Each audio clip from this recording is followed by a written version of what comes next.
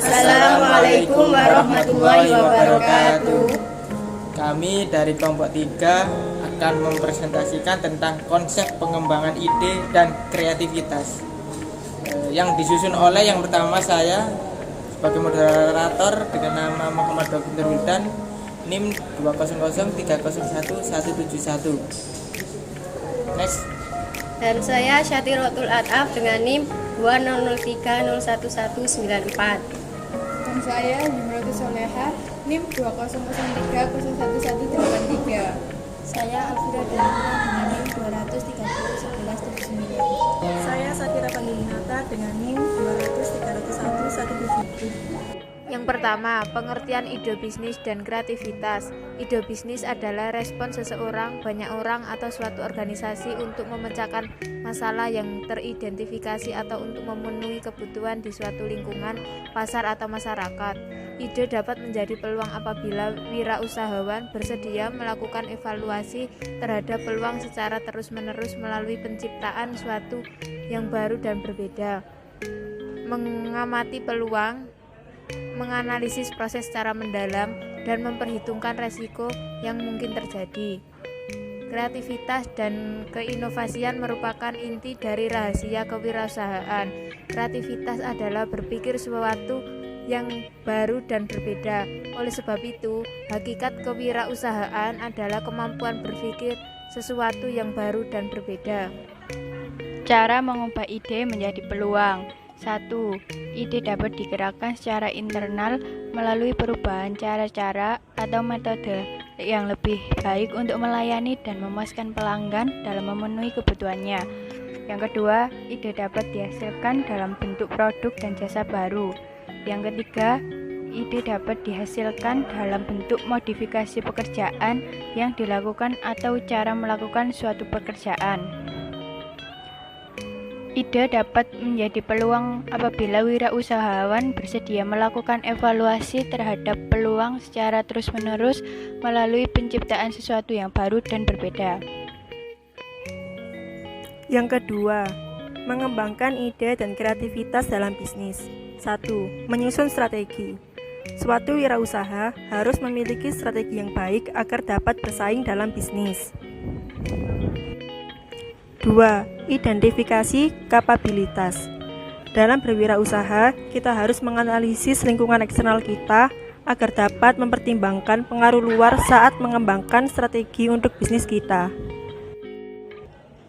3. Identifikasi pengaruh eksternal. Kita harus mengidentifikasi pengaruh eksternal dengan mempertimbangkan pengaruh lingkungan luar yang menentukan respon yang baik mengenai bisnis kita. 4. Analisa posisi terhadap kompetitor. Kita harus menganalisa posisi wirausaha terhadap kompetitor. Hal yang pertama kali yang harus dilakukan adalah mencari informasi tentang pasar, kemudian diukur posisi wirausahanya. 5. Lokasi atau tempat usaha. Pemilihan tempat lokasi atau tempat usaha adalah salah satu elemen penting juga untuk pengembangan usaha. Lokasi yang strategis dan aman, jauh dari bahaya perampokan, adalah tempat usaha yang harus dimiliki sehingga bisnis kita akan berjalan dengan lancar dan baik. Yang ketiga adalah penghambat berkembangnya suatu bisnis. Nomor 1, tidak mempunyai visi dan misi yang jelas. Sebuah bisnis haruslah memiliki visi dan misi yang jelas. Dengan adanya visi dan misi yang sudah ditentukan sejak awal, maka sebagai pelaku bisnis akan lebih mampu menentukan ke arah mana bisnis akan berjalan. Visi dan misi ini akan menjadi penuntun arah perjalanan dan berkembangnya bisnis yang dikembangkan. Nomor 2, tidak memiliki strategi. Dalam mencapai tujuan bisnis dibutuhkan strategi yang tepat. Strategi ini harus ditulis dengan baik dan terencana. Terkadang owner bisa mengabaikan strategi dan menjalankan bisnis dengan cara yang tidak struktur, dan ini merupakan sebuah kesalahan. Nomor 3, tidak melek teknologi. Perkembangan teknologi terjadi dalam setiap detiknya, begitu cepat. Tren bisnis pun mulai dipengaruhi oleh perkembangan. Sekarang zaman sosial media. Dengan penggunaan sosial media dengan benar, owner dapat meningkatkan bisnisnya. Nomor 4, tidak mempunyai sasaran yang jelas.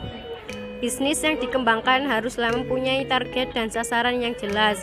Sasaran dan target ini juga berkaitan erat dengan strategi dan tujuan dari bisnis kita. Nomor 5, tidak memahami kebutuhan pelanggan. Pelanggan merupakan sebuah objek yang membawa bisnis ke tangga sukses. Dengan memahami apa yang mereka butuhkan, maka sama halnya kita telah mampu mengembangkan bisnis kamu dengan baik. Terkadang pelaku usaha bisnis tidak menganggap pelanggan sebagai aspek yang penting dalam perkembangan bisnis, mengabaikan kebutuhan mereka. Nomor 6, tidak memiliki kepedulian terhadap staf. Memperlakukan staf selayaknya partner kerja, keberadaan mereka memiliki peran yang sangat penting dalam bisnis. Tidak mungkin kita dapat mengembangkan sebuah usaha seorang diri tanpa bantuan pihak lain. Nomor 7 atau yang terakhir adalah memiliki manajemen bisnis yang buruk. Tidak sedikit bisnis harus berakhir dikarenakan sistem manajemen yang buruk.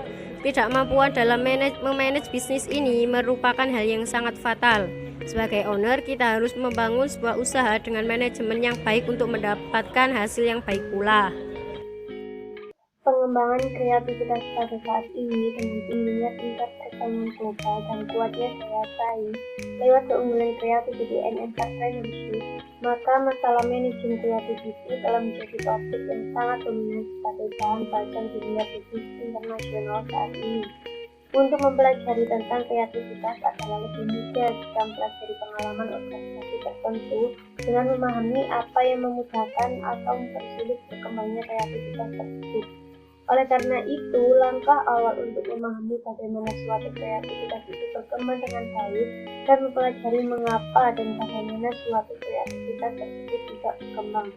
Untuk memberikan jawaban kepada kita tentang berkembang dan tidak berkembangnya kreativitas adalah hendaknya jika kita melihat dan mengkaji perkembangan sebuah organisasi pada kondisi perusahaan.